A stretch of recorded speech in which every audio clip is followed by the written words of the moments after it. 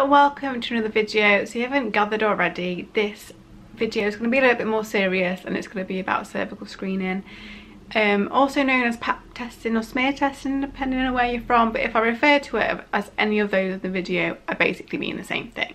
So here in the UK you are between the ages of 24 and 25 when you have your first smear test, and I think it was like literally like 2 weeks before I got the letter through the post. I was messaging my friends thinking like, oh, like, when did you get your letter? Like, why haven't I got mine yet? And then 2 weeks later, through the post, got my letter. So yeah, so here it is in all its glory. Honestly, it's just basically saying we're inviting you to make an appointment. You know, you're at that age now where you need to be thinking about these types of things, and it's your choice about whether or not you decide to have one. So I was like, yeah, obviously this is about my health, and so I booked a doctor's appointment the next day and was like, oh, girl needs her cervical screening, and then they were like, yeah, okay. So I think it was 3 days after I got the letter, I had my like appointment, and I was googling it and I was thinking, oh gosh, like what's it gonna be like? And if you've ever had an internal examination, yeah, that sounds quite scary, like where they put that, got a duck beak inside of you, open it, was like, oh. Okay, it sounds really grim, it really does, right, but it's really not as bad. But anyway, so an internal screening is where they put the little duck beak in you, spectrum, open it up, get a swab, wipe around, see whether or not what's going on. So basically, cervical screening is very, very similar. They put the duck beak inside of you, open you up, but instead of a cotton wool bud, they have this, it looks like a little triangle tipped broom, right? It's really weird. It's like, I think it's plastic and it's like a rubbery thing, I think, or it could be all plastic. I really don't know, I wasn't really paying attention, I was trying to distract myself. But anyway, so it looks like a little broom, and they just put it inside, wiggle around for a bit to try and get the cells, and then pop it out and then put it in the thing that they need to, and then send you on your way. Well, not quite, but like when I went, I was wearing Bridget Jones pants because I needed the level of comfort to be very high, wearing my jogging bottoms, a loose little top, went in, and the nurse was absolutely fantastic. She was like, just take one leg out, pop yourself on the bed, put your knees together, and then flop. So that is basically it. And then she talked me through it, what was going on.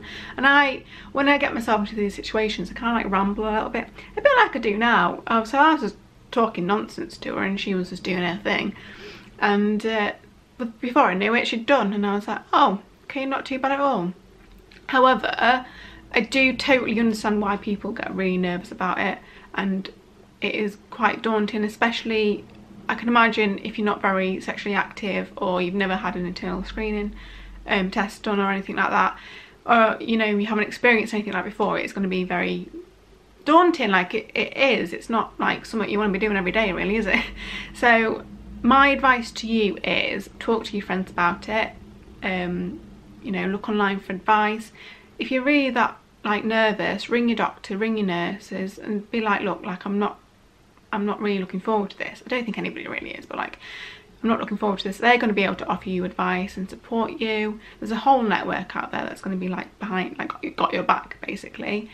But you've got to remember that this is actually a very important thing to be doing. This is about your health, and it's testing for cancer, so see if you've got abnormal cells. They might be fine, they might not be, but you'll never know. And you'll never know if you don't get tested whether or not you've actually got abnormal cells or not. So I see it as a little bit of lady gardeners maintenance. Like, you know, you got to go get things checked out to make sure that you're all up to scratch and that you're healthy down there. And when I got the letter through the door, you also get this, which is a little leaflet about, you know, helping you decide. Like, I'm not going to tell you the ins and outs of like a cervical cancer or anything like that, because I'm not a nurse or a doctor, so I don't really know what I'm talking about, and I don't want to give you false information.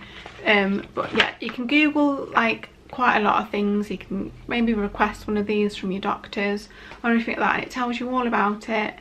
And it's really not as scary as you think it is. And I know you're going to probably have some, you know, pent up anxiety, because I did, right? But like, honestly, I was in and out of the doctors within 10 minutes, like that. She was amazing at what she was doing. And I know not every experience is going to be nice, because I read that, you know, some girls have cramping and bleed a little bit and things like that, whereas I was very fortunate that I didn't, but I know that people that like have.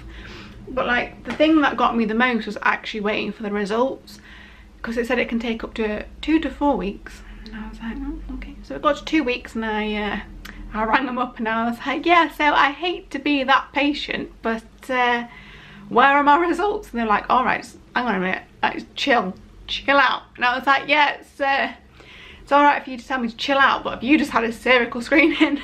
But no, I was obviously, I was a little bit nervous, I have to admit, because I've got a family history of having abnormal cells and things like that.